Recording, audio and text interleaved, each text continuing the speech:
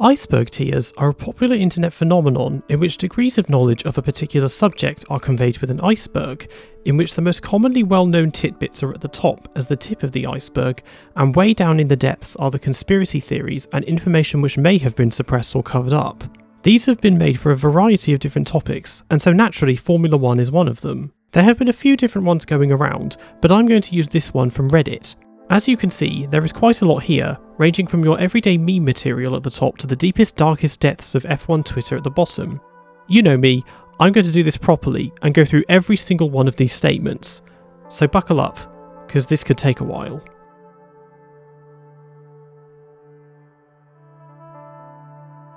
Tier 1. Daddy's Cash. Daddy's Cash is a parody song made by YouTuber Simdane in 2018. It points fun at the fact that Lance Stroll got his seat with Williams because his father Lawrence is a billionaire, and then got a seat with the Racing Point team which his father had bought a stake in. It has close to 1 million hits, and 2 years later a second rendition was made, this time pointing fun at Nikita Mazepin and his father Dimitri's recent investment in Haas, and Nicholas Latifi's uninspiring drives at Williams being bankrolled by his father Michael. Indianapolis 2005.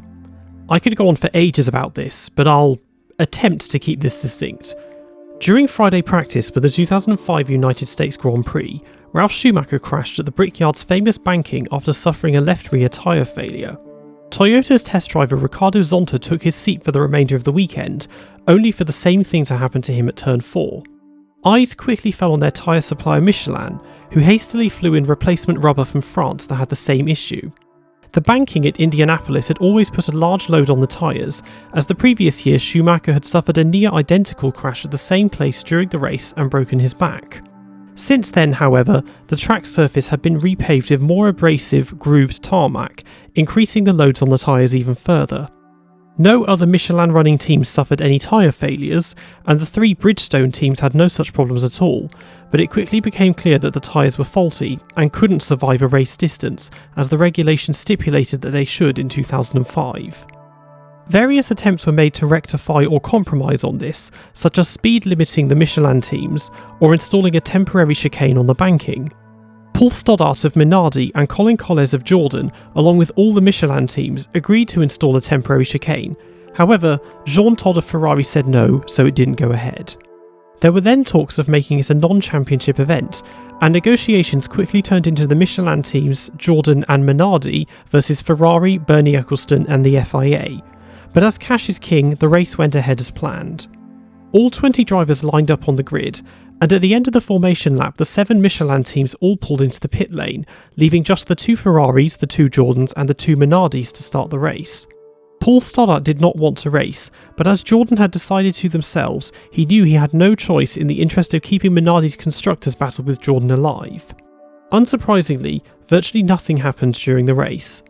The Ferraris of Michael Schumacher and Rubens Barrichello stormed ahead, and after a close call at turn 1 after Schumacher's second pit stop finished first and second.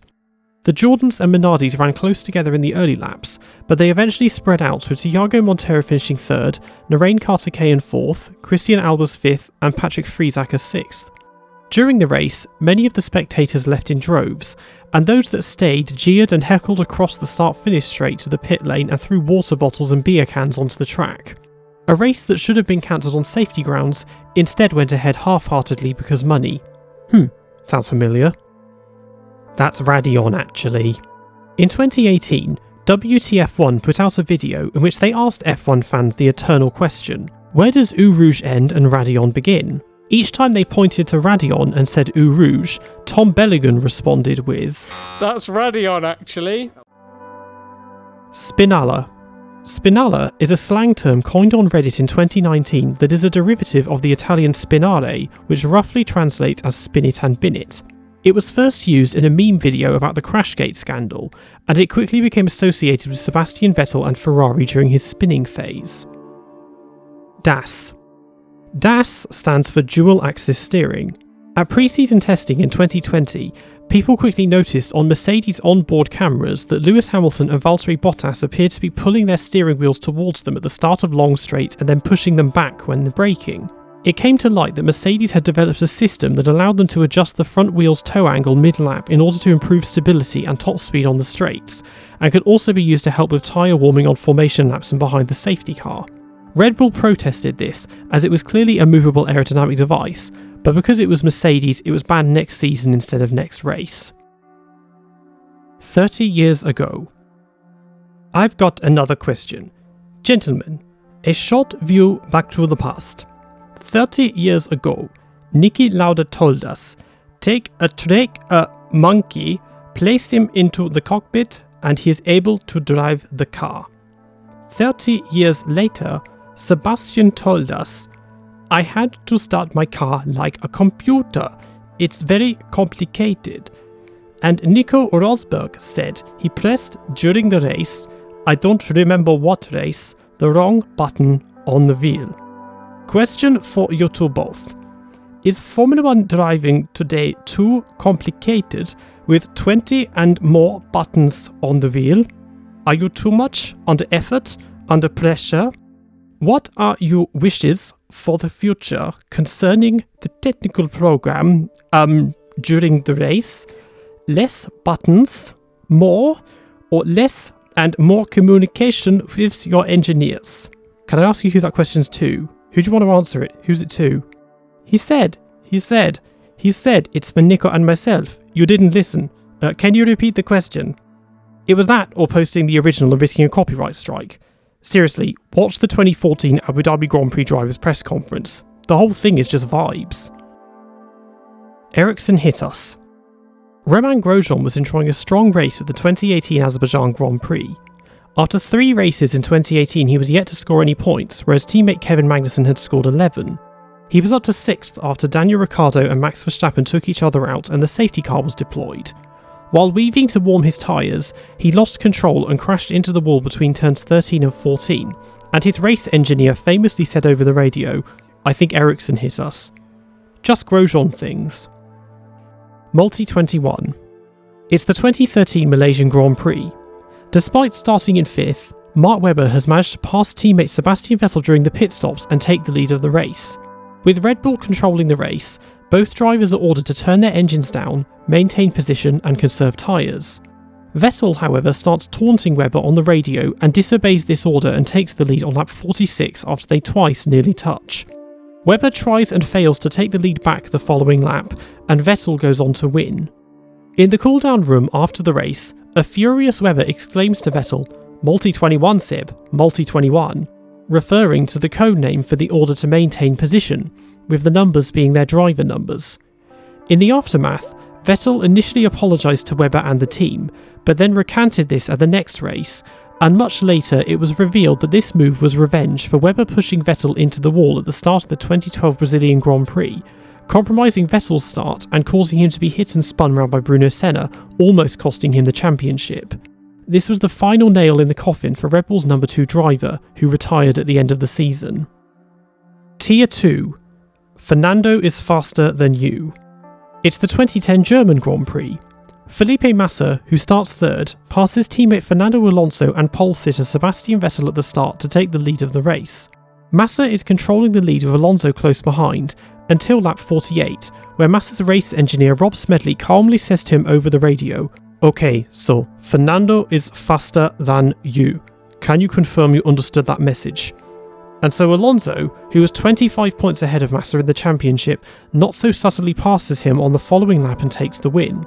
At the time, team orders were banned, and despite Ferrari's denial, they were fooling no one, so the FIA found them guilty of breaching Article 39.1 of the sporting regulations, and they were fined $100,000, but the results stood, and team orders were then eventually legalised again. Haas is last year's Ferrari. Since their first appearance in 2016, Haas have shared a close working relationship with Ferrari. Their cars are principally built by Dallara, but they run Ferrari engines, gearboxes and suspension. Their 2018 car, the VF18, caught people's attention both in pre-season testing and during practice for the season-opening Australia Grand Prix, as its lap times were far better than their previous 2 cars, and it bore a strong superficial resemblance to Ferrari's 2017 title-contending car.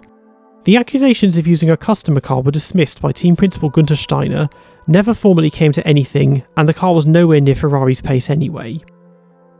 Nico Hülkenberg's 0 podiums. Mr. Super Sub has the unenviable record in Formula 1 of most race starts without a podium. In his 181 starts, he has finished 4th 3 times, but has never quite been able to do one better, despite having several opportunities. He took a sensational pole position in the rain in Brazil in 2010, as a rookie in a midfield Williams, but dropped down to 8th in the race.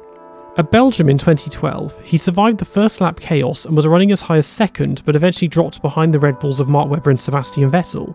A few races later in Brazil, he stormed through in the race's early stages and took the lead in the rain.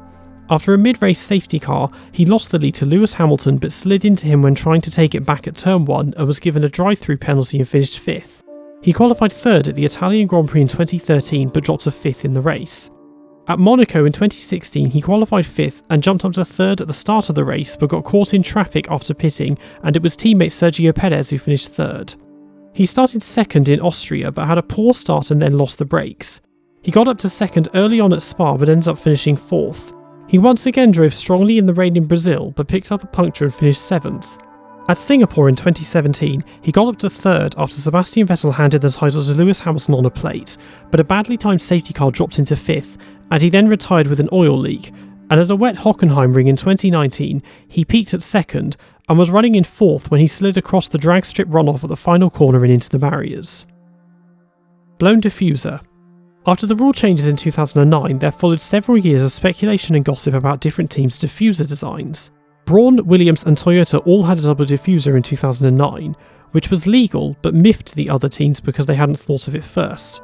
Red Bull and McLaren ran their own double diffusers in 2010 and then placed the exhaust immediately in front of it, creating a double blown diffuser, drastically increasing downforce when on the power. And then after double diffusers were banned, Red Bull went one better in 2011 with an off-throttle exhaust blown diffuser. By manipulating the engine maps, they were able to keep exhaust gases flowing over the diffuser pretty much constantly. McLaren, as well as several other teams, tried to copy this, though not particularly effectively, or came up with their own failed ideas, such as Lotus Renault's forward-facing exhausts. At the British Grand Prix, off-throttle diffusers were banned, which allowed the non-exhaust blown Ferrari of Fernando Alonso to win the race.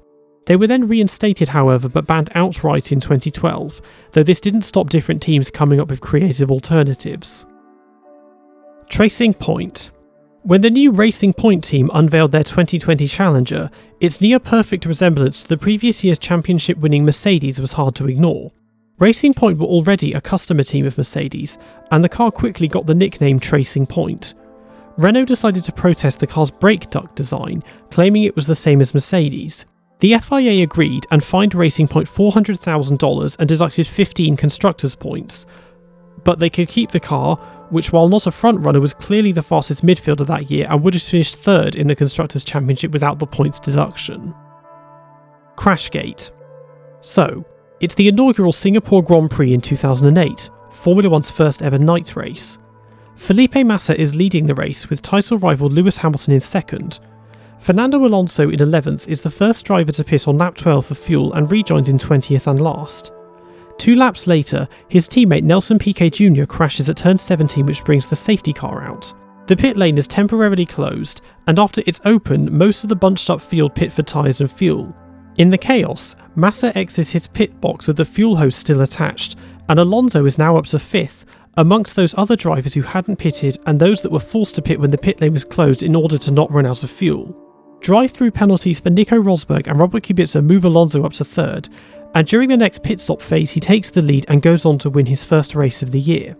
Fast forward 10 months, and Formula 1 has largely forgotten about this race, until Piquet gets fired from Renault due to his poor performances, and during the summer break then reveals that he was asked by Managing Director Flavio Briatore and Executive Director of Engineering Pat Simmons to deliberately crash after Alonso had pitted for fuel in order to bring out the safety car and give him track position. The World Motorsport Council charged the team with race fixing, Briatore and Simmons left Renault, and the team were given a disqualification from Formula 1 suspended for 2 years. Briatore and Simmons were given indefinite bans from Formula 1 which were later redacted, and Simmons has since been a consultant for a few teams, but Briatore has not returned. Tier 3 Benetton Traction Control. In the late 1980s, Formula One went through a period of incredibly rapid technological development which culminated in 1992 and 1993 with the all-conquering Williams FW14B and FW15C, which had traction control, launch control, ABS, active suspension and onboard telemetry, amongst others. Most of these electronic aids were banned in 1994, and Williams' new car, the FW16, was virtually unchanged from the FW15C, but without the driver aids it had depended on so heavily. Ayrton Senna had signed with the team and got pole in Brazil, but lost the lead to the Benetton and Michael Schumacher in the pit stops, and then later uncharacteristically spun off. He took pole again at Okayama, but was passed by Schumacher at the start and then taken out at turn 1. He decided to sit by the side of the track for the first part of the race as he was convinced Benetton was still using traction control, which he deduced from the sound of the engine revs when going through the corner. After Senna's death, formal investigations were made by the FIA as the other teams could not understand how such an underpowered and twitchy car could be so dominant. They found evidence of launch control systems, but not traction control, and as they had no evidence the launch control was actively being used, the investigation was dropped. Jenson Button is the wet weather GOAT. Jenson Button had a very distinctive, smooth driving style, which while it didn't always make him the fastest driver over one lap, and meant he was very setup dependent, did mean he was easy on the tyres and excelled in changeable conditions. His first win came in the rain in Hungary in 2006. He'd already qualified 4th in dry conditions in qualifying, but was demoted to 14th because of an engine change. He made massive gains in the opening laps and was up to 4th by lap 7. After the safety car came out mid-race, he decided to stay out to gain track position and was running in 2nd behind Fernando Alonso. A loose wheel nut at Alonso's next pit stop put him out of the race, and Button remained unchallenged and won by 30 seconds from Pedro Della Rosa.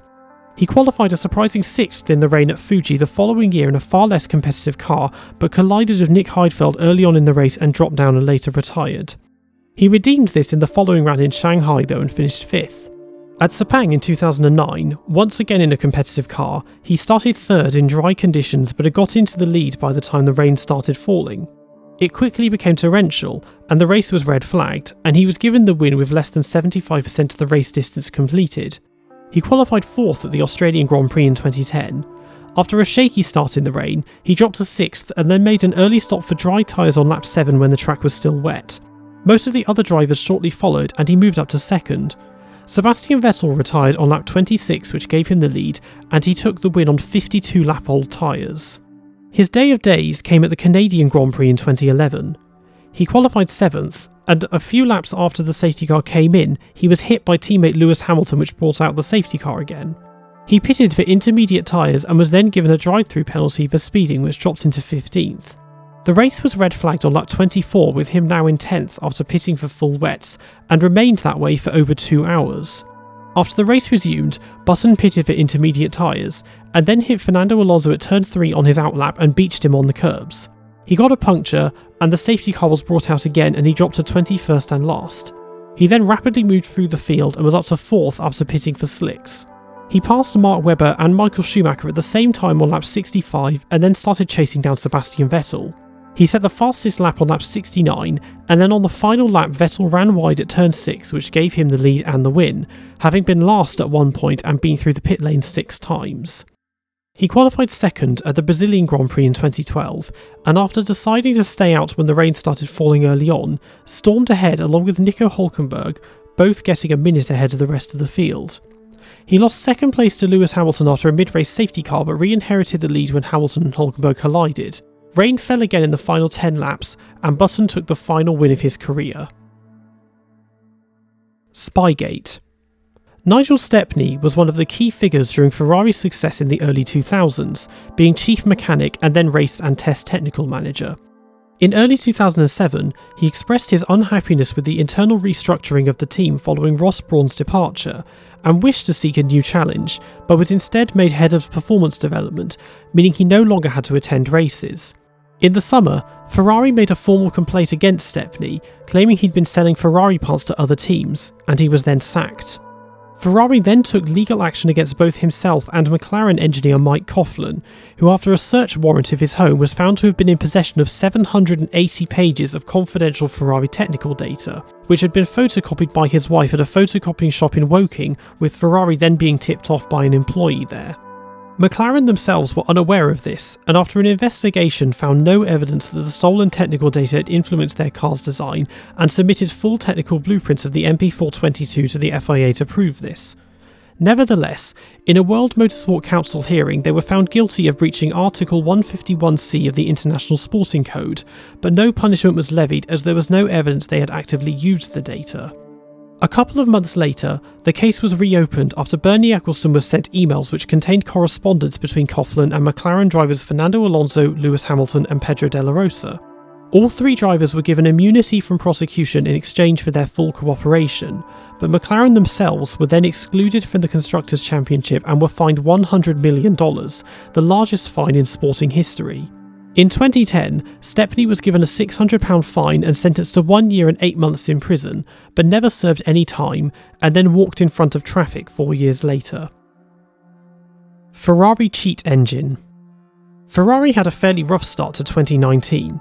With Sebastian Vettel at the helm, they had twice failed to topple Mercedes in the previous 2 seasons, and early on it became clear they no longer had the car to challenge them, even with the addition of Charles Leclerc to the team.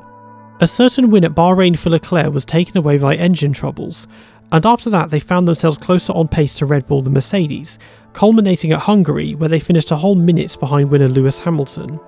After the summer break, however, things started to change. They locked out the front row at Spa, with massive advantages in the low downforce first and third sectors, and Leclerc went on to win with Vettel in fourth. At Monza, Leclerc got pole again with Vettel fourth, and survived numerous failed attempts by Hamilton and Valtteri Bottas to pass him with DRS to take his second win, whereas Vettel spun early on and finished outside the points. Leclerc took his third consecutive pole position in Singapore, but it was Vettel who ended up winning the race after undercutting him in the pit stops. Leclerc took pole again in Sochi. Vettel, who started third, took the lead at the start, and later retired and triggered a virtual safety car which gave Hamilton the lead and the win. It was Vettel that got pole at Suzuka, with Leclerc in second. Vettel, however, almost jumped the start, and Leclerc collided with Max Verstappen at turn 2, which meant Vettel finished second to Bottas and Leclerc was sixth. Leclerc and Vettel qualified second and third in Mexico City, but a penalty for Verstappen moved them onto the front row. Both drivers lost out to Mercedes in the pit stops, however, and finished second and fourth. It was hard for the other teams to ignore the fact that Ferrari had gone from having the third fastest car to taking 6 consecutive pole positions and 3 wins, all on power-dependent tracks with long straights. Red Bull suspected that they were using a device that bypassed the power unit's mandatory fuel flow sensor and went to the FIA for clarification. The FIA confirmed that this was illegal, and from the United States Grand Prix onwards, Ferrari's pace returned to normal, and they got no further pole positions or wins. At the end of pre-season testing in 2020, the FIA announced that after a formal investigation, they had concluded that Ferrari's 2019 power unit was in fact illegal, but decided not to prosecute them and settled the matter privately, but have yet to disclose exactly how. Hamilton 2007 crane assistance. So, it's the 2007 European Grand Prix, being held at the Nürburgring in Germany. The track is dry, but dark clouds are forming overhead. Debutant Markus Winkelhock pits for intermediate tyres at the end of the formation lap, but all other drivers start the race on slicks. Rain starts falling immediately, and by Sector 2 drivers are spinning and running wide. Lewis Hamilton, who qualified a disappointing 10th, gets up to 6th at the start, but then gets a puncture from a spinning Robert Kubica at turn 2 and drops to the back, and then pits for intermediate tyres at the end of the first lap, along with almost everyone else. The rain quickly becomes torrential, and a river forms at turn 1, causing Jenson Button to lock up there on lap 3 and slide into the gravel trap. Hamilton then does the same thing. He's quickly followed by Adrian Sutil, Nico Rosberg and Scott Speed, all of whom beach their cars in the gravel, and then Anthony Davidson, who stops just short of the gravel and reverses back out and carries on. The safety car is then deployed. Antonio Liuzzi also goes off there and narrowly misses the safety car itself and lightly touches the recovery crane. Button, Sutil, Rosberg, Speed and Liuzzi all switch their cars off and walk away. Hamilton, however, keeps his engine running and gestures to the recovery crane to put him back on the circuit, and he carries on 1 lap down on new race leader Winkelhock in 17th and last. 2 laps later, the race is red flagged, and when it's restarted, he goes on to finish outside the points for the first time in his Formula 1 career. Hamilton tweeting data. After his first title triumph, Lewis Hamilton's remaining years at McLaren became known as his zombie years due to several crashes, collisions with other drivers, and generally inconsistent performances. He was beaten by teammate Jenson Button in 2011 and had a troubled start to 2012. He got 3 third-place finishes in a row, 2 of which were from pole, and in Bahrain dropped from 3rd to 8th after 2 botched pit stops. He got pole at the next round in Barcelona, but the car ran out of fuel on his in-lap after a mechanic accidentally drained the tank when he was meant to fill it, and he was disqualified and started at the back. At the Belgian Grand Prix, he qualified 7th, 8 tenths behind Button, who was on pole. Both drivers are running different configurations, with Button using a new low downforce rear wing. In his anger, Lewis attempted to explain the gap in pace by tweeting screenshots of confidential McLaren telemetry data comparing his and Button's lap times, and also giving away sensitive information such as ride heights. He was ordered by the team to immediately take the tweets down. In the race, he was taken out by Romain Grosjean at turn 1 while Button went on to win, and 3 weeks later Hamilton announced he was moving to Mercedes for 2013. Tier 4. Now we're starting to transition away from objective historical facts into more conspiratorial territory. Liegate. In the closing stages of the 2009 Australian Grand Prix, Sebastian Vettel and Robert Kubica collided while battling for second place and the safety car was deployed. Lewis Hamilton and Jarno Trulli were promoted to 3rd and 4th, and Trulli ran off the road and was passed by Hamilton. Hamilton then slowed down to let him back through to take the final podium spot. After the race, Trulli received a 25-second time penalty for overtaking behind the safety car and dropped to 12th. Hamilton initially said the team had ordered him to let Trulli pass, but then behind closed doors told the stewards no such order was given and that Trulli had consciously passed him himself. A few days later, Hamilton and Trulli were summoned to a stewards' hearing. Hamilton and McLaren continued to deny that any orders were given, though an audio recording of this happening was played back, and as they had misled the stewards, Hamilton was disqualified, McLaren was stripped of their constructors' points, and Trulli was reinstated in 3rd place. The following day, McLaren's sporting director Dave Ryan was sacked, as he was the one who had instructed Hamilton to lie. 2003 tyre changes. In 2002, Michael Schumacher tied with Juan Manuel Fangio to win his 5th driver's title, and a 3rd consecutive one, having finished on the podium in every single race that year. Ferrari had also won their 4th consecutive constructors' title, with almost 2.5 times the points of runners-up Williams. Such sustained dominance had never been seen before, and 2002 had been full of forgettable races, so rule changes were brought in to close the field up, such as 1-lap qualifying and awarding points for the top 8 instead of the top 6. Schumacher had a troubled start to 2003, but then got 3 consecutive poles and wins. After this, however, Ferrari's Bridgestone tyres began to suffer with the onset of a Europe-wide heatwave. He won only 1 of the next 7 races, and there were 5 other different winners, 4 of which were running Michelin tyres. After the Hungarian Grand Prix, there were just 2 points between Schumacher, Juan Pablo Montoya and Kimi Raikkonen. At this point, however, Ferrari and Bridgestone protested that Michelin's tyres appeared to deform beyond the maximum tread width during races, and so they were forced to design narrower tyres, which took away Williams and McLaren's competitive edge. Schumacher won the next 2 races, while Raikkonen finished 4th and 2nd and Montoya 2nd and 6th. At the final round in Japan, Schumacher qualified 14th and climbed up to 8th. Montoya was now out of the title fight, and Raikkonen qualified 7th and finished 2nd, behind Schumacher's teammate Rubens Barrichello, but Schumacher still won his record-breaking 6th driver's title by 2 points, despite winning 6 races to Raikkonen's 1 and Montoya's 2. F2 isn't equal. Okay, so not about Formula 1 specifically, but still Formula 1 adjacent.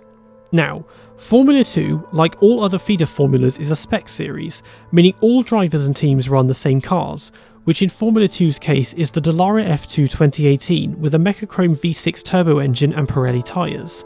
After that, it's down to the mechanics and the drivers to extract what they can out of it. Considering all drivers are using the same car, and the drivers are supposed to be the next best in the world outside of Formula 1, you would expect near identical lap times, but the gaps can sometimes be as big as they are in Formula 1, and are often divided down team lines. Driving for Prema in any series is basically a free ticket to the championship, as they have a large budget and access to the best mechanics who know how to set the car up, and can afford most spare parts and replace components when they're worn out, whereas a team like Trident have consistently been at the back. Within teams, there can be discrepancies though as well. In Jehan Daruvala's first year in Formula 2 in 2020, with front-running team Carlin, he was initially struggling just to score points, whereas teammate Yuki Tsunoda was getting pole positions and podiums. He was suffering at high-speed circuits with long straights and complained that his engine was down on power. After getting a new engine at Monza, he scored points in all but 2 of the remaining races and won the final one. Marcus Armstrong at ART Grand Prix suffered that year as well. He scored 2 points in the first 2 rounds, but then went on a run of 12 races of no points, complaining of chassis issues, and ultimately scored just a third of the points of teammate Christian Lundgaard. Red Bull rigged Max to win in Spain 2016. After Daniel Kvyat crashed into Sebastian Vettel twice in 2 corners at Sochi in 2016 and inadvertently punted Vettel into teammate Daniel Ricciardo at the same time, the decision was made by Helmut Marko to demote him back to Toro Rosso and bump up Max Verstappen to Red Bull early, after greatly impressing them in his debut 2015 year. At the next round in Barcelona, Verstappen qualified 4th, behind new teammate Ricciardo, with the 2 Mercedes unsurprisingly on the front row. Hamilton and Rosberg took each other out at turn 4 at the start, which meant for the first time in about 3 years we had an actual race on our hands. Ricciardo inherited the lead with Verstappen now in second, followed by his former teammate Carlos Sainz, who had jumped the Ferraris of Sebastian Vettel and Kimi Raikkonen. After the safety car came in, Ricciardo and Verstappen built up a lead over Sainz, but after Vettel and Raikkonen passed him, that lead was quickly eroded. Verstappen remained on his planned 2-stop strategy, whereas Ricciardo was put on a 3-stop as they knew Ferrari's long-run pace was strong. Ferrari employed a similar strategy, with Raikkonen on a 2-stop and Vettel on a 3-stop. They all made their first stops around the same time, all switching from soft tyres to mediums. Ricciardo and Vettel made their second stops within 1 lap of one another from first and third, for a short stint on soft tyres. 6 laps later, Verstappen and Raikkonen then pitted for a long second final stint on medium tyres and rejoined behind both of them, with Ricciardo back in the lead. Vettel then made his third stop only 2 laps later in an attempt to undercut Ricciardo and dropped to 4th. 7 laps later, Ricciardo made his third stop from 6 seconds in front of Verstappen and rejoined in 4th, behind both Ferraris. Raikkonen closed up to Verstappen in the final stint, and Ricciardo closed up to Vettel. Despite their fresher tyres, neither Raikkonen nor Ricciardo were able to make any moves on Verstappen and Vettel respectively.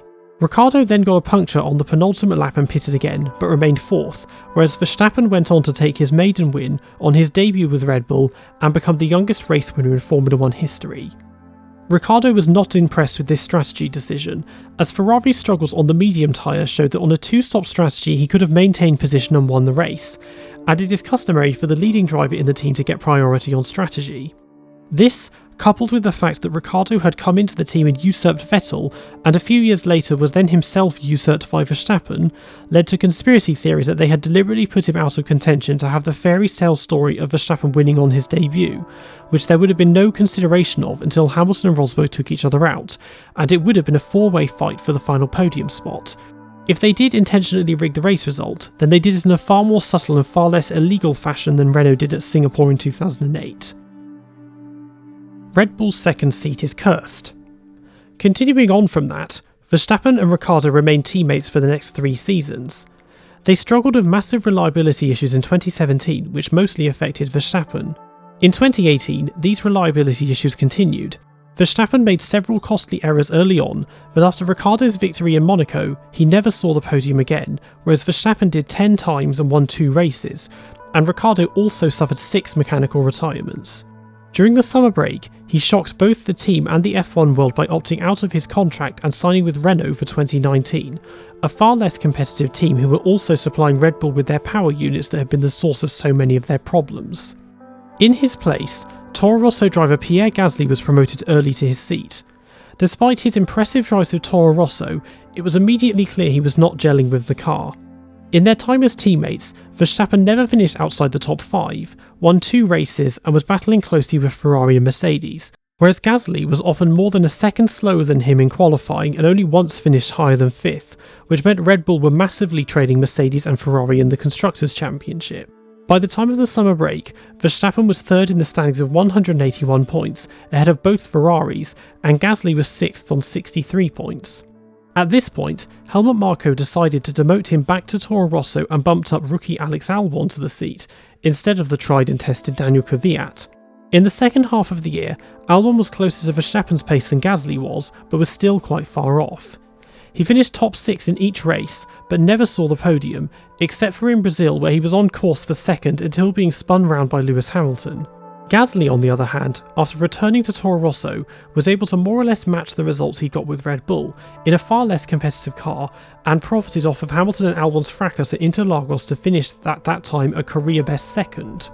Albon and Gasly remained in their respective seats in 2020. Verstappen was on the podium in all but one race he finished that year, spending the whole year staring at Mercedes' diffuser, and won 2 races. Albon, however, was on the podium only twice and was frequently scrapping with upper midfield teams such as Racing Point and Ferrari, when he should have been finishing 4th as a minimum in each race. Gasly, now driving for the renamed AlphaTauri, was regularly matching and beating him and won his first race at Monza. Albon finished the year with less than half the points of Verstappen, and in 2021 he was pushed back to a reserve role with a drive for Red Bull in DTM to keep him occupied, and his seat was taken by Sergio Perez, who unlike Gasly and Albon was not a Red Bull junior, but was a seasoned racer and one of the most experienced drivers on the grid. The stakes for the team were raised further in 2021, as now they had a car capable of beating Mercedes, so both titles were on the line. Verstappen finished first or second in all but one race where he saw the checkered flag and eventually took the driver's title, whereas Perez took on a similar trend to Gasly and Albon. He was closer on both qualifying and race pace to Verstappen than they were, but was still routinely behind Mercedes, and he would frequently have poor race starts and fail to adequately recover from this and be sacrificed to take the fastest lap point away from them. There were races, however, where he did perform equal to the task. He was running with Verstappen the whole way at Baku, protecting him against Mercedes, and eventually won after Verstappen's tyre blowout and Hamilton's brake magic blunder. He finished 3rd in France and was a constant presence, able to support Verstappen and keep Mercedes on their toes. From Turkey onwards, he performed far better. He acted as a mobile roadblock for Hamilton there, and in his home race chased him down the entire time and almost took second from him. He made a valiant but futile defence once again at Interlagos. Then at the season finale in Abu Dhabi, he stayed out on old tyres and put on one of the greatest defensive drives in Formula 1 history against Hamilton on brand new tyres and held him up for 2 laps and brought his lead over Verstappen down from 11 seconds to 1 second. At the halfway mark of 2022, he's been closer than at any other time, and for a brief period looked like a title contender, but is beginning to fade away again as Verstappen storms his way to an inevitable second title. All 3 of these drivers had the same complaint that the Red Bull car is twitchy and difficult to adjust to. The entire team and the car itself are built around Verstappen, in the same way that they previously were with Ricciardo and Vettel. Gasly and Albon were both young, relatively inexperienced, and had both come up through the Red Bull Junior programme. Both their promotions were considered premature as they were triggered by Ricciardo's unexpected departure. They were up against a one-in-a-generation talent that is Verstappen, so they weren't expected to beat him, but they were still far off what the car could do, meaning they forced Verstappen to fight on his own against both Ferraris and both Mercedes, and cost the team a lot of constructors' points. Since leaving the team, Gasly has flourished once again with AlphaTauri, with particularly strong performances in qualifying.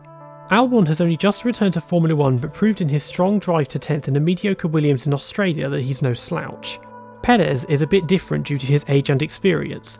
He's behind Verstappen on pace but not by nearly as much, and has gradually got better and better over time and is beginning to become the wingman Verstappen has always wanted and needed. Tier 5. Sean Gelael Mystery Crash. For those that don't know, Sean Gelael is an Indonesian driver currently racing in the World Endurance Championship, and one of Josh Revell's favourite punching bags. Bruh. Before that, he spent several years in both GP2 and Formula 2, and got several Friday practice seats with Toro Rosso.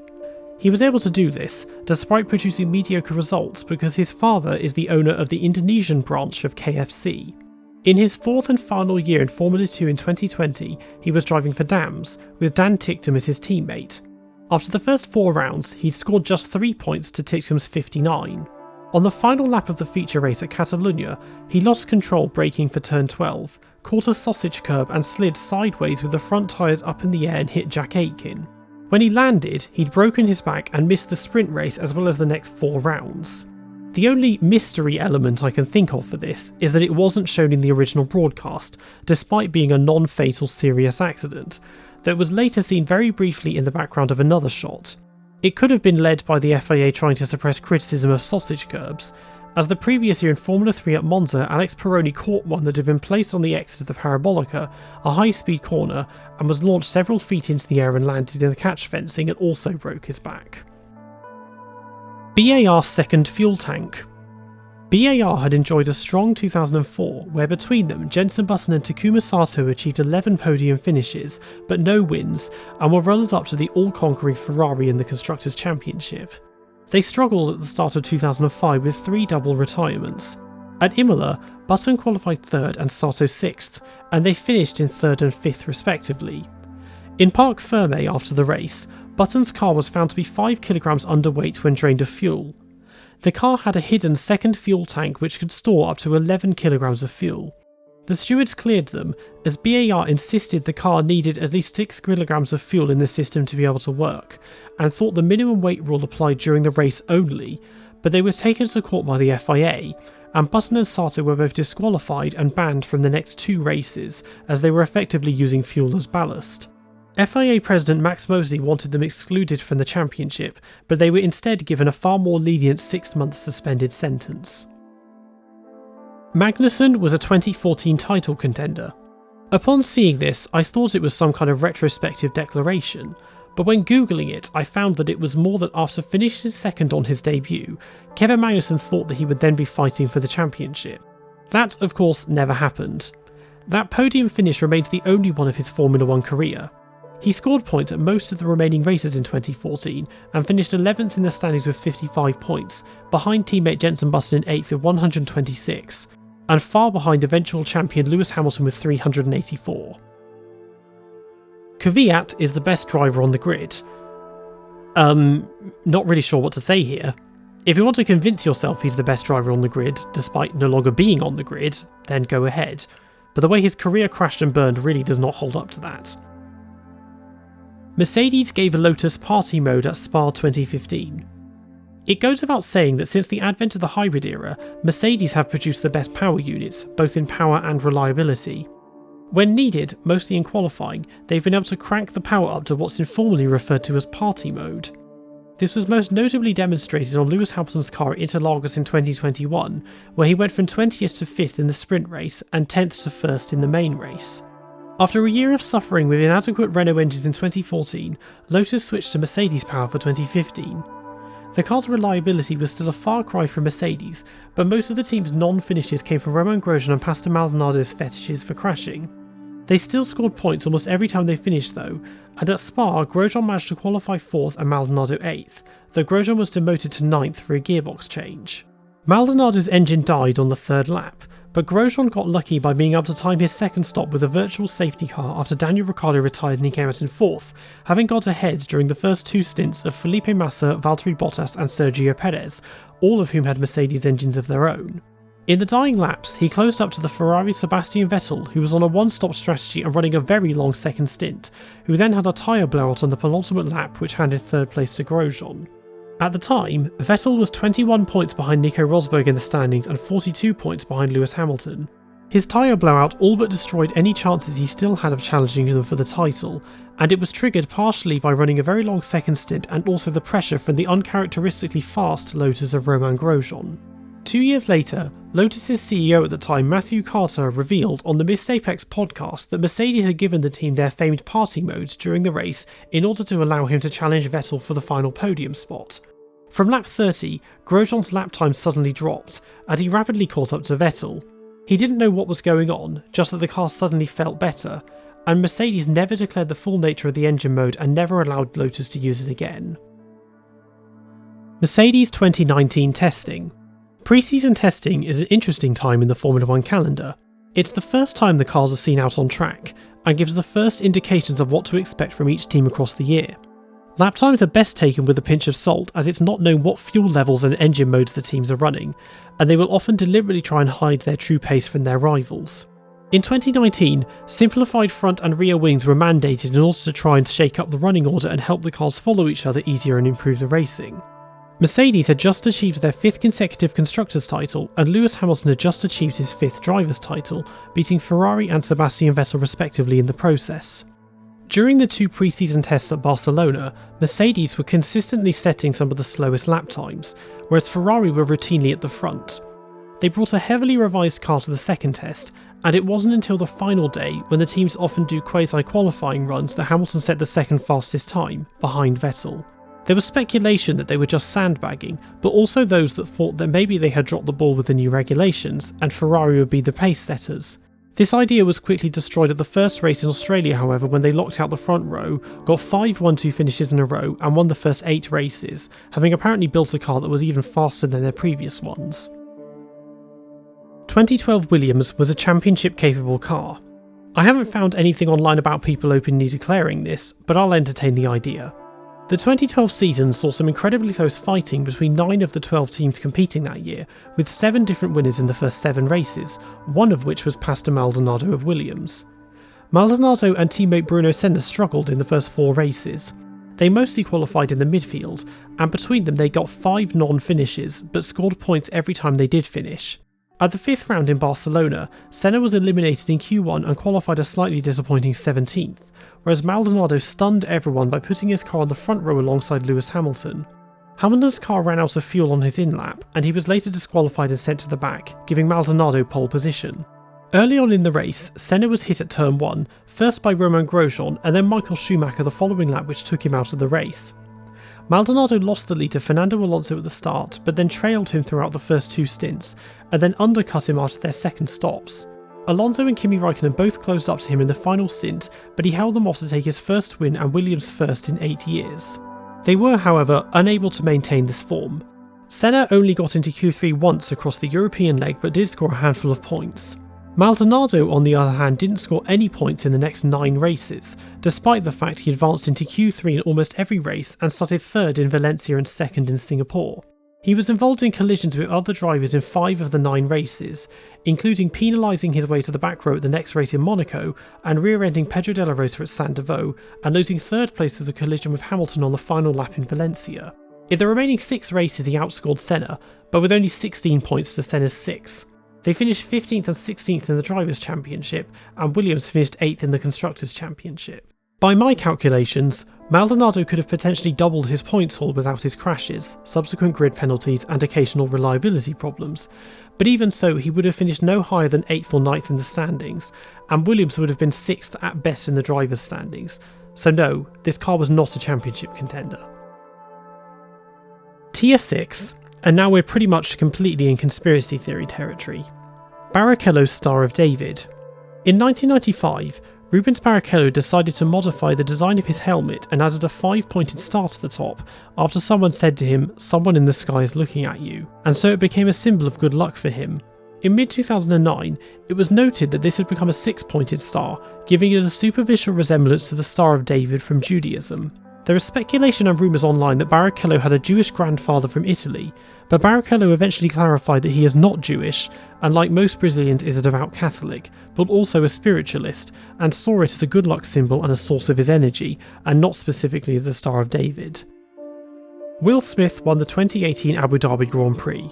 Will Smith certainly attended the 2018 Abu Dhabi Grand Prix as a guest of Mercedes and did basically everything you can short of driving in the race, such as attending the drivers' parade, waving the Emirati flag on the starting grid, operating a trackside camera, waving the checkered flag, and slapping Chris Rock. On the morning of the race, Mercedes posted a video on Instagram of Smith tying Lewis Hamilton to a chair in an attempt to steal his car and race in his place, then posted a video of them taking him away after trying to get into the car. Despite these pre-race antics, Hamilton still comfortably won the race. I guess this fits the bill of a conspiracy theory, though I can't find anyone online who actually believes it. Carlos Sainz doesn't exist. Yes, he does. Moving on. Ralph was the fastest Schumacher. No, he wasn't. Moving on. Russell never had a puncture. Now, this is a conspiracy theory I could definitely get on board with. After the 2020 Bahrain Grand Prix, Lewis Hamilton tested positive for COVID-19 and so was forced to miss the upcoming Sakhir Grand Prix, held at the same circuit. In his place came Williams driver George Russell, who many expected to move to Mercedes before long anyway, getting the opportunity of a lifetime. The Mercedes overalls and shoes were ill-fitting to his 6'1" frame, but despite that, he still qualified second, less than 300ths behind teammate Valtteri Bottas, in a car which he'd driven for the first time barely 24 hours prior. When the lights went out on Sunday, Russell had the better start and took the lead at turn 1. He stormed away through the next few corners until Leclerc and Verstappen's collision at turn 4 brought the safety car out. After the race resumed, he built up a commanding lead. On lap 61, Jack Aitken, who had taken Russell's seat at Williams, spun at the final corner and broke his front wing off, triggering a second virtual safety car. When this became a full safety car, Mercedes decided to do one of their famous double stacks. Radio miscommunications meant Russell was sent out on Bottas's tyres.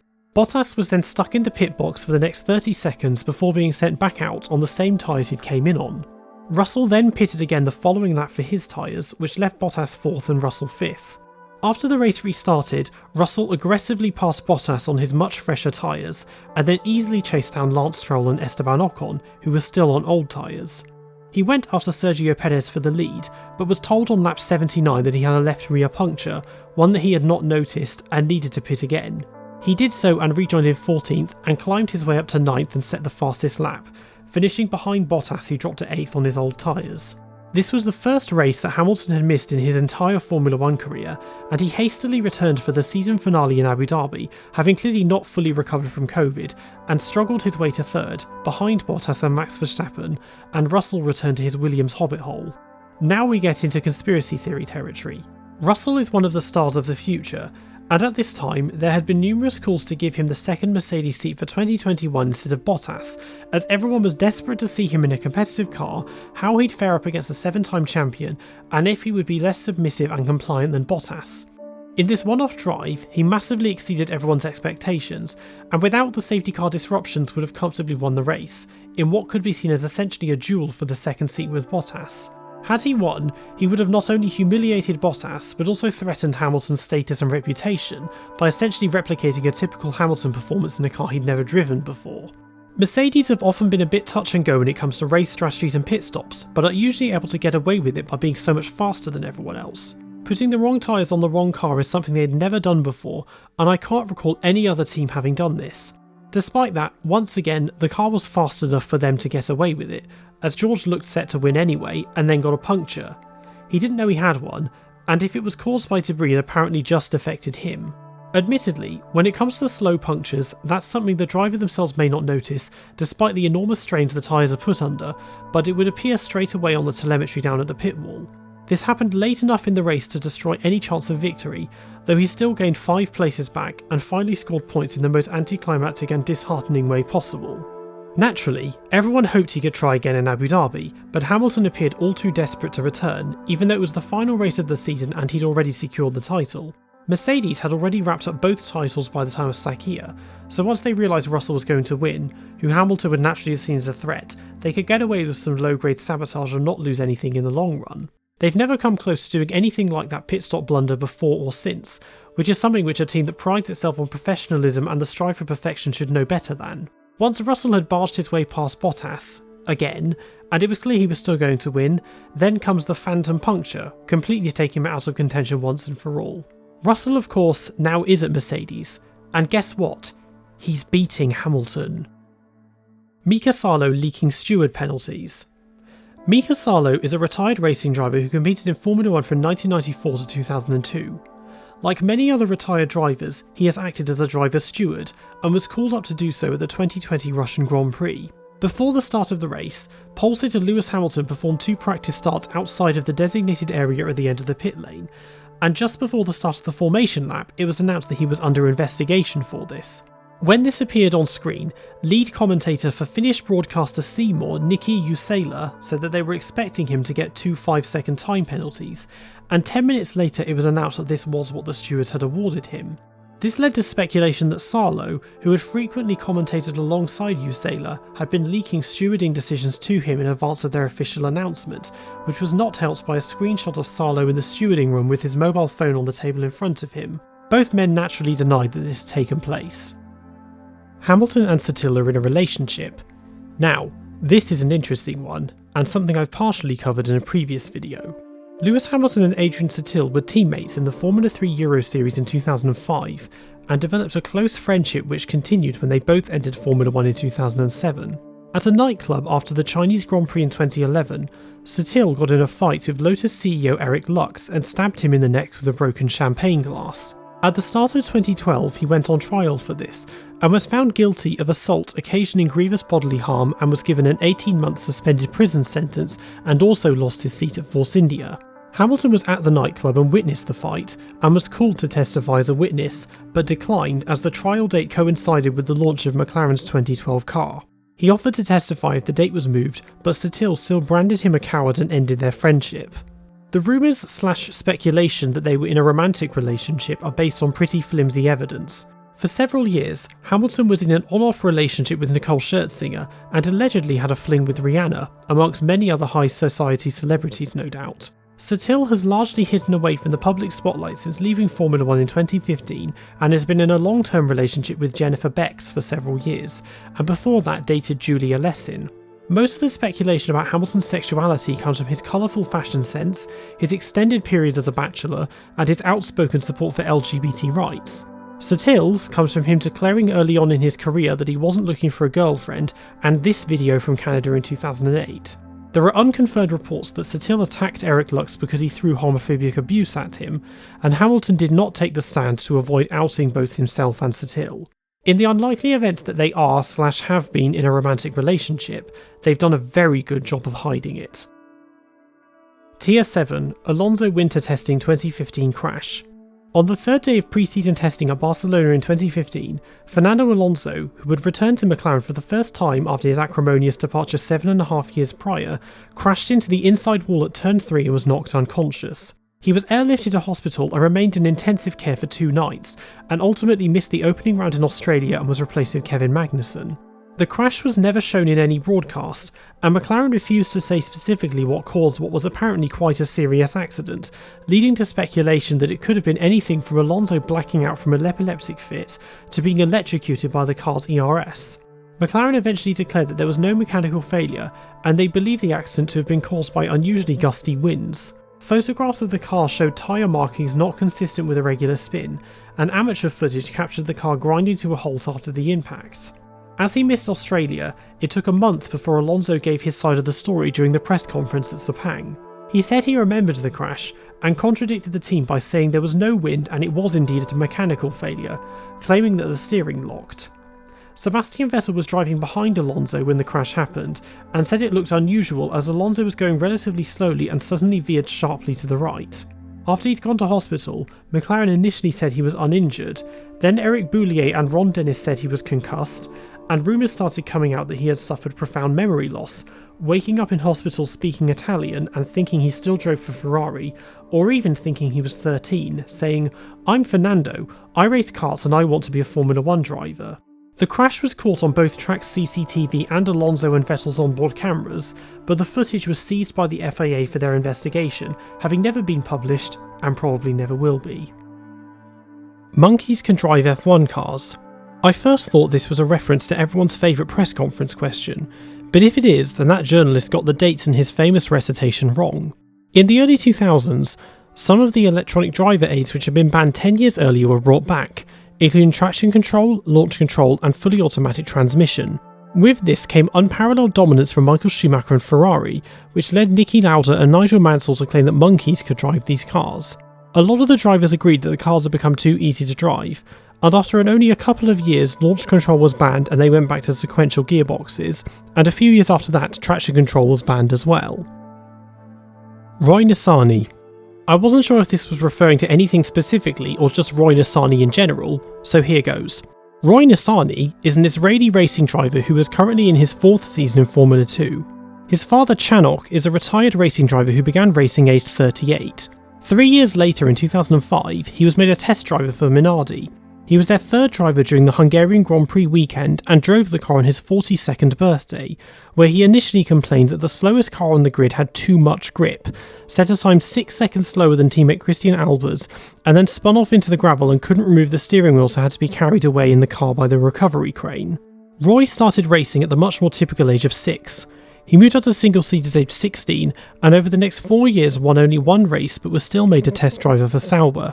4 years after this, he moved up to Formula 2 and then drove the Williams Driver Academy after getting sponsored by Canadian-Israeli billionaire Sylvan Adams. In his 4 years in Formula 2, he has scored only 30 points and achieved 1 podium finish. He also made 6 FP1 outings for Williams in 2020 and 2021 and drove in pre-season testing in 2021 in place of more notable WDA drivers such as Jack Aitken, Dan Ticktum and Jamie Chadwick, who between them did a grand total of 1 FP1 outing. Despite winning only 5 races in his entire junior career and none in Formula 2, he has got more mileage in Formula 1 cars than basically every other Formula 2 driver combined, because cash is king. Sophia Flörsch, sex, breakfast of champions. Notorious womanizer and part-time Formula 1 driver James Hunt used to have a badge stitched to his overalls which said sex, breakfast of champions. In 2018, then European Formula 3 driver Sophia Flörsch posted a photo on Instagram of her wearing a jacket with the famous badge stitched onto it. She also carried a sticker of it on her car which she raced in ADAC Formula 4. She was 15 at the time. Every driver is a pay driver. I mean, to a degree this is true.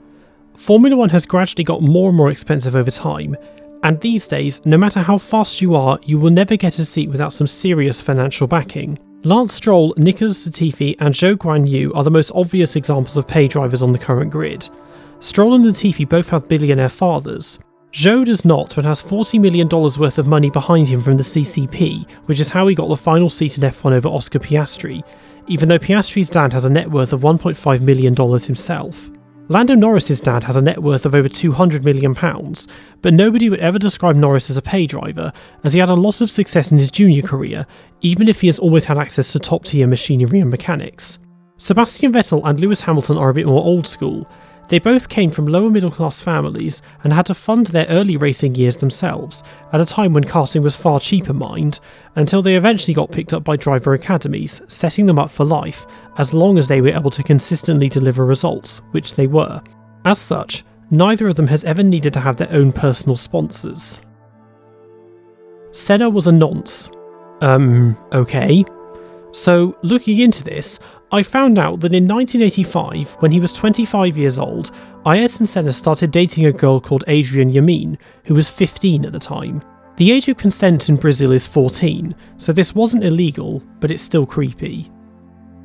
Losing hair equals losing speed.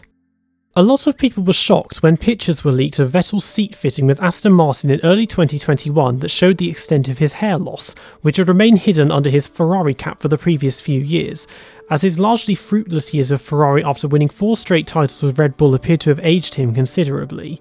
In his time as a McLaren driver, Lewis Hamilton had a buzz cut that after a few years of post-championship struggles was noticeably thinning and receding, but now as a Mercedes driver and 7-time champion has a full head of hair with his distinctive cornrows and braids. Since leaving the Scuderia, Vettel's hair appears to have grown back with a vengeance, but considering how much money he has to afford both a high-quality hair transplant and a decent haircut, it still looks bloody awful. Massa was faster. Okay, so this, I assume, is harking back to a pointer from Tier 2. In short, no he wasn't. He was half a second slower than Alonso in qualifying, he got lucky with a good start, but was unable to shake Alonso in the entire race and locked up several times on the prime tyre until not so subtly letting Alonso through when ordered. Case closed. Finnish racing genes. Finland as a country does seem to be unique in its approach to driving, partly because of the country's unforgiving geography and also because of the culture of the people. Along with the other Scandinavian countries, Finnish drivers have had a lot of success in rallying. When you live that far north, you do need to learn how to drive on ice. In Formula 1, they also stand out, as pound for pound, Finland is by far the most successful nation in Formula 1 history. It's a country of 5.5 million that has produced only 9 Formula 1 drivers, but of those 9 drivers, 8 have started a race, 5 have won a race, and 3 have won the championship. For comparison, the United Kingdom, a country of 66 million, has produced 164 Formula 1 drivers. 149 of them have started a race, 19 of them have won a race, and 10 of them have won the championship. Where does this unprecedented success come from in a country with no Finnish Grand Prix and only a single FIA Grade 1 circuit? Well, a lot of it is the culture. Due to the country's rugged terrain, which for a large part of the year is covered in snow, the driving standards for motorists are very high. In more rural areas, a lot of the roads are unpaved, and it takes more than 2 years to get a full driver's licence, during which time you have an interim licence and have to do sessions on skid pans, nighttime lessons, city driving, theory exams, and even simulator work. Outside of cars, the Finns excel at winter sports and have collected hundreds of medals at the Olympic Games, mostly in skiing events, so that competitive mindset is in the psyche.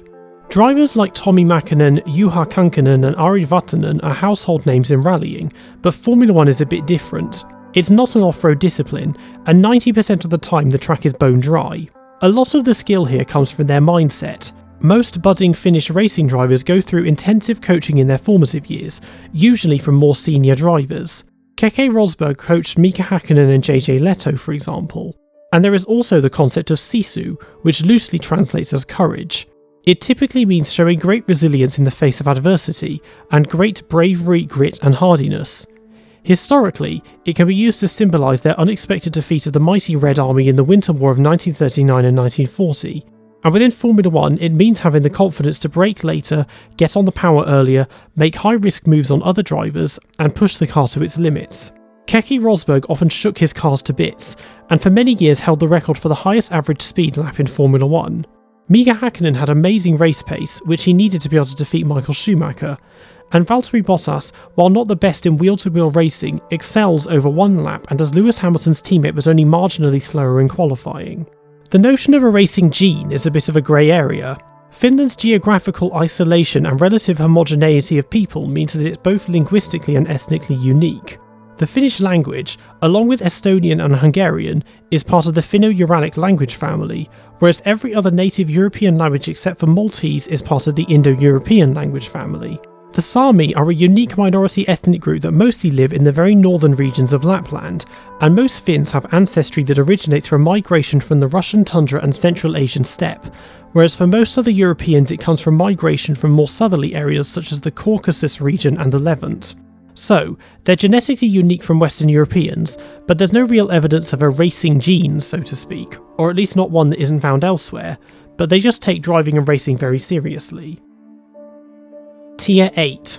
Now we're really starting to go to some dark places. Alonso died in a plane crash. In January 2009, Fernando Alonso and his then wife Raquel de Rosario were involved in a small plane crash when departing in their private jet from Melinda Airport in Kenya after spending time at Flavio Briatore's resort there to return to Spain. Shortly after takeoff, the plane's right-hand wing clipped the side of a building. The plane was landed safely and everyone was unharmed, and Alonso and his wife departed for Spain the following day. However, Alonso's agent then contradicted this account by saying that Alonso wasn't even in the plane at the time and that the accident took place on the ground while the plane was taxiing. 9 years later, Alonso revealed that he once Googled himself and found out about this accident, which he also said never happened. There's not much on it online, but this led to jokes that Alonso Googled himself and found out that he'd been dead for several years. Senna was sniped. The full details surrounding what exactly caused Ayrton Senna's fatal accident are unclear. A large number of court cases against Williams took place in its aftermath, and eventually, 13 years later, it was declared that the official cause of the accident was the car's steering column breaking. However, footage from Michael Schumacher's car behind him and telemetry data showed that the car suffered a snap oversteer upon entry to Tamburello, which Senna then corrected, reducing the throttle at the same time, then slammed on the brakes and went into the barriers, which is not consistent with a steering column failure, unless the failure took place as a result of the snap oversteer. The car was also seen bottoming out over a bump on the circuit. Patrick Head and Damon Hill both blamed driver error for the crash, and Adrian Newey further suggested that there was a puncture which caused the loss of control, or more plausibly a loss of tyre pressure as Senna was complaining behind the safety car that it was not driving fast enough for him and the other drivers to get adequate tyre temperatures. One thing that does not help with eventually finding out the truth is that an unidentified person immediately seized the car's black box after it was returned to the Williams garage, and it has never been seen again, and that the car itself has since been destroyed. One of the more outlandish theories is that Senna was assassinated by a sniper. In the accident, Senna was struck on the helmet by the front right wheel, which slammed his head against the headrest. As well as this, 2 suspension components penetrated the helmet and the visor, causing massive blood loss. Any one of these 3 injuries alone would have been fatal, and also would have been prevented by the halo, as I have discussed in a previous video. The idea that he was sniped comes from the fact that the puncture holes in the helmet were the right size for a bullet, and that apparently in the crash footage his head appears to slump to the side before the impact with the wall, and that the engine note sounds less like braking and more like just slowing down.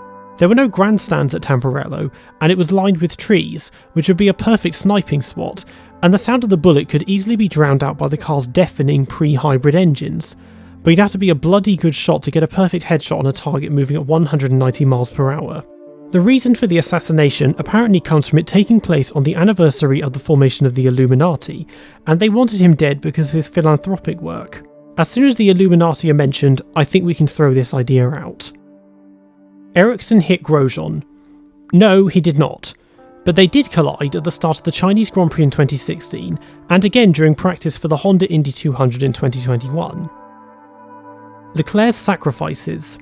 When I first googled this, I found an article/conspiracy that I think this is referring to, which I then couldn't find when I looked again, but I still remember the gist of it. Charles Leclerc is someone who's had a lot of bad luck on track, and a pretty sordid personal life off track. At the conclusion of his first year in single-seaters in 2014, he finished runner-up in the Formula Renault 2.0 Alps Championship to Nick de Vries, and was also crowned junior champion, but that was the same weekend that his godfather Jules Bianchi suffered his eventually fatal accident at Suzuka. In mid-2017, his father Hervé died, and 4 years later he got pole, the win and the fastest lap in the Formula 2 feature race at Baku, and then finished second in the sprint race the following day, eventually going on to become champion.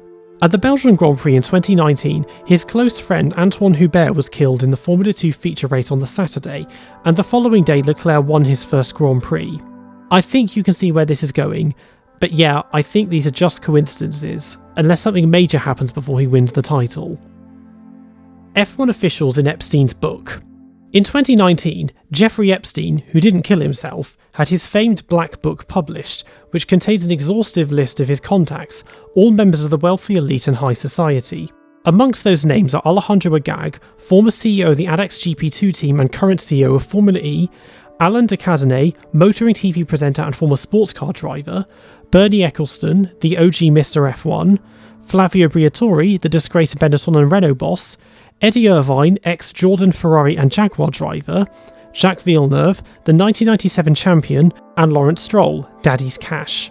It should be noted though that none of their names appear on the flight logs for the Lolita Express on its journeys to Nonce Island.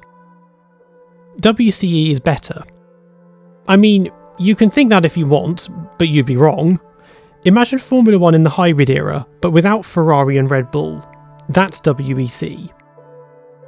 Gimme. Gimme appears to just be a nickname for Kimi Räikkönen from his fans that make memes about him. Yeah, not really sure what else to say about this one. F3 isn't equal. This is the same basic principle as F2 isn't equal, though I'm not sure why it gets to be all the way down here. Perhaps the gaps are magnified because the grid is 50% larger and the driving standards are much worse? Mick is Ralph's son. I can find literally nothing on this. Very low quality attempt at a conspiracy theory. Ralph has a son of his own, and just as he was the slower brother, David is the slower cousin. Well, that was interesting, and just a bit of fun. I say a bit of fun, 14,000 words of it. Does help though to remind you of how many controversies and scandals Alonso and Hamilton have been involved in. Anyway, that's all for this video. Thanks for watching.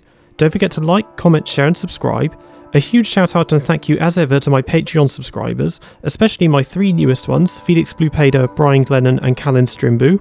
Follow me on Twitter and Instagram at Brook_F1, and I'll see you all next time.